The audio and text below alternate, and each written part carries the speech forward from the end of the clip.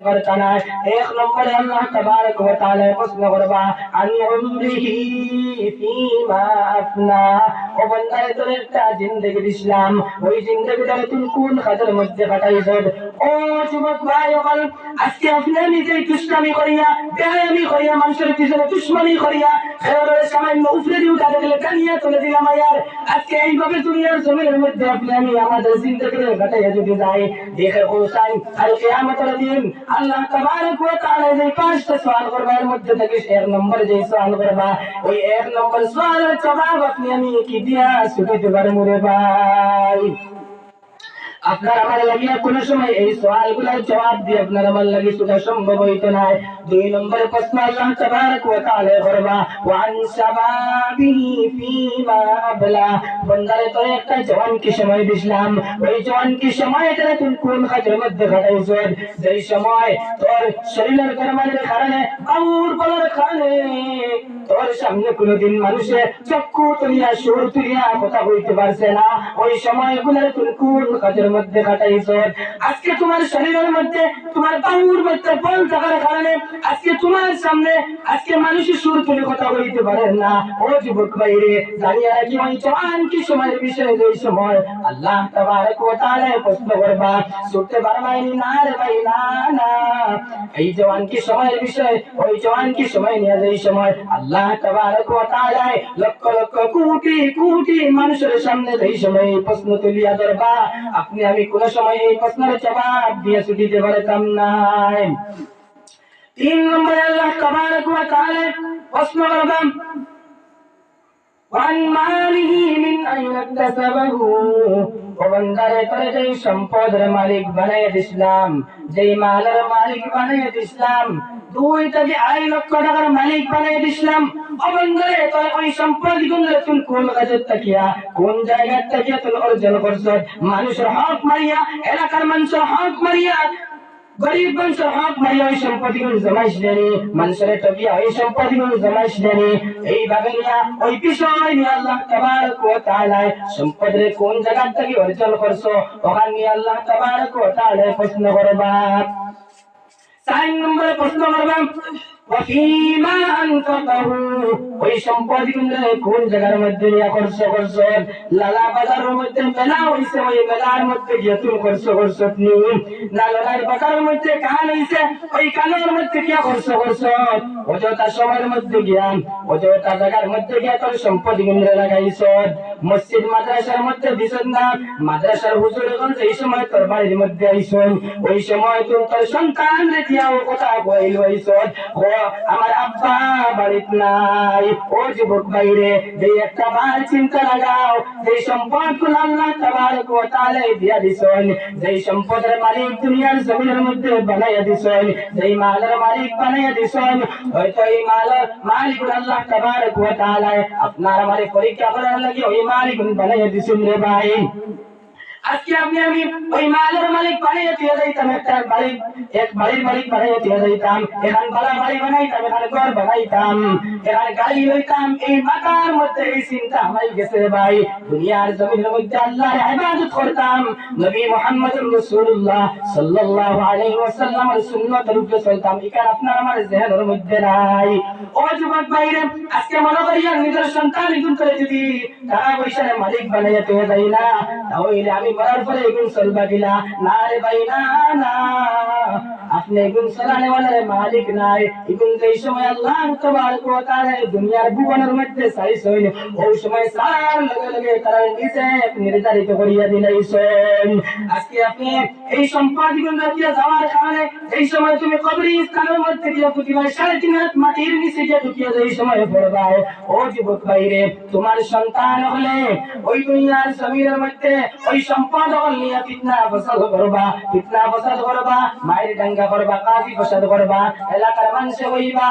বলো না বেটা সামান্য সম্পদ রাখিয়া গেছে আর এমন কয়টা সন্তান রাখিয়া গেছে যে সন্তান কিন্তু দুনিয়ার জমিনের মধ্যে খালি ফিতনা করতে থাকুন আর যদি দুনিয়ার জমিনের মধ্যে যদি ওই পয়সাগুলো আল্লাহ তাবারক ওয়া তাআলার রাস্তার মধ্যে খরচ করিয়া যাও, এতিম মহল্লার নিচে যদি খরচ করিয়া যাও, মসজিদ মাদ্রাসার নিচে যদি খরচ করিয়া যাও, তাহলে তোমার এই সময় মৃত্যু হয়ে যাবে। ওই সময় খানো ওই মালিকিয়া তোমার লগে গিয়ে সাক্ষাৎ করবে রে ভাই। আল্লাহর রাসূল সাল্লাল্লাহু আলাইহি ওয়াসাল্লাম হাদিসে পাকের মধ্যে জানাই দিতা, ইযা মাতাল ইনসান ইনকাতা আমালুহু ইল্লা মিন সালাসাতিন, ইল্লা মিন সাদাকাতিন জারিয়াতিন আও ইলমিন ইনফাউ বিহি আও ওয়ালাদিন সালিহিন ইয়াদউ লাহু। মানুষ মারা যাওয়ার পরে তার আমলের দরজারে আল্লাহ তাবারক ওয়া তাআলা বন্ধ করিয়া দিলেন। তার আমলের দরজা এখন তার নামায় আমলের মধ্যে কোনো সওয়াব লেখা হইতো না, শুধুমাত্র তিন জিনিস খুলিয়া রাখা হয়, ইল্লা মিন সালাসাতিন। এক নম্বরে থাকলো গিয়া ইল্লা মিন সাদাকাতিন জারিয়াতিন, এক নম্বরে থাকলো কি সাদাকায়ে জারিয়া। সাদাকায়ে জারিয়া হয়ে থাকলো কি রে ভাই, তুমি মসজিদ একটা বানাইয়া দিয়ে যাও, তুমি মাদ্রাসার মধ্যে একটা রুম বানিয়ে দিয়ে যাও, এতিমের তলে তোমার মাল খরচ করিয়ে দিয়ে যাও, একটা রাস্তা তুমি বানিয়ে দিয়ে যাও, যতদিন ওই রাস্তা দিয়ে মানুষ হাঁটিবা, নেক নেক ওই মানুষ সকল ওই রাস্তা দিয়ে হাঁটিবা, ওই মসজিদের মধ্যে মানুষ সকলে নামাজ পড়বা, মসজিদের ফুরকির মধ্যে একটা যদি ঘাট বানিয়ে দিয়ে যাও, ওই ফুরকির মধ্যে মানুষ উজু করিয়া যতদিন মসজিদের মধ্যে নামাজ পড়বা, ততদিন তুমি বান্দায় এই সওয়াব পাইতে থাকবা রে ভাই। যতদিন ওই মাদ্রাসার থাকিয়া এই তিন অর্জন করবা, ততদিন তুমি বান্দায় ওই সওয়াব তুমি পাইতে থাকবা রে ভাই। তোমার যদি মৃত্যু হয়ে যায়, তোমার নামায় আমল থাকিয়া এই সওয়াব লেখা বন্ধ হইতো না রে ভাই। দুই নম্বরে বলছিলাম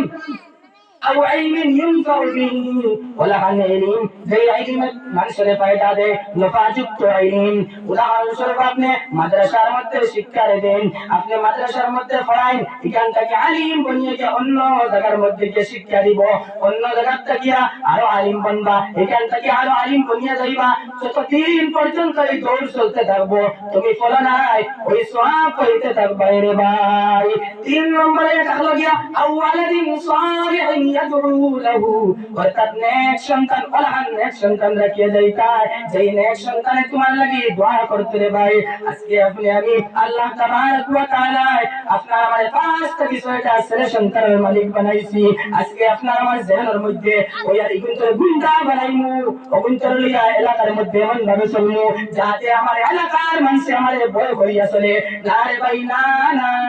আপনার সন্তান এগুলো আল্লাহ তাবারক ওয়া তাআলা আপনি গুন্ডামি করার লাগিয়া দিছেন না, হয়তো এগুন্তর আল্লাহ তাবারক ওয়া তাআলা তোমার জিম্মাদার বানাইয়া দিছেন, তোমার পরীক্ষা করার লাগিয়া দিয়া দিছেন। ও যুবক ভাই রে, এগুন্তর তুমি কোরআনের লাইনে চলনে वाला বানাইয়া দিয়া যাও, শরীয়তের গণ্ডির ভিতরে চলনে वाला বানাইয়া দিয়া যাও, শরীয়তের বিধান মাননে वाला বানাইয়া দিয়া যাও, কোরআনের বিধান মাননে वाला তুমি বন্দায় বানাইয়া দিয়া যাও। ও যুবক ভাই রে, এগুন্তর যদি শরীয়তের গণ্ডির ভিতরে চলনে वाला যদি বানাইয়া দিয়া যাও না, কোরআনের আহাদিস নববীর যদি মাননে वाला যদি বানাইয়া দিয়া যাও না, যেই সময় তুমি দুনিয়ার জমিন ছাড়িয়া যাইবা গিয়া, তোমার সন্তান হলে এলাকার মধ্যে ফিতনা ফাসাদ করবা, ওর বেটার পুরী ইজ্জত লুটিব, মানুষের বিবাহের বাঙ্গানি দিব, মানুষের পিছনে দুশ্মনী করব, এই সব করলাম। যেই সময় মানুষ হলে শুনতে থাকবো, লগে লগে মানুষ হলেও কথা আফসোস করবো, হায় রে হায় পরে দুনিয়ার জমিন ছাড়িয়া গেল গিয়া, কিন্তু দুনিয়ার জমিনের মধ্যে কয়েকটা সন্তান রাখিয়া গেল, যেই সন্তান কিন্তু আজকে মানুষের পিছনে খালি দুষ্টামি করতে থাকুন,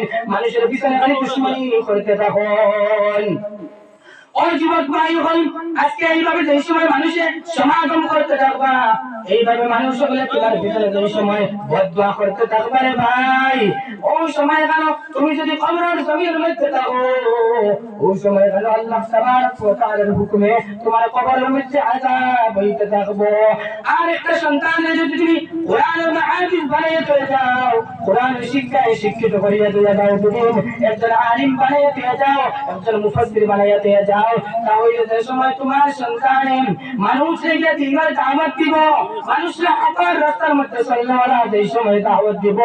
এই সময় মানুষের শরীয়তের গণ্ডির ভিতরে চলাইবার শিক্ষা দিব, ওই সময় মানুষ সকলে দোয়া করবে, হায় রে হায় ফলানা দুনিয়ার জমিন থেকে চলিয়া গেল, কিন্তু একটা সন্তান রেখে গেল, এই সন্তানটা সর্ব অবস্থায় মানুষের সঠিক পথে চলবার দাওয়াত দেয়।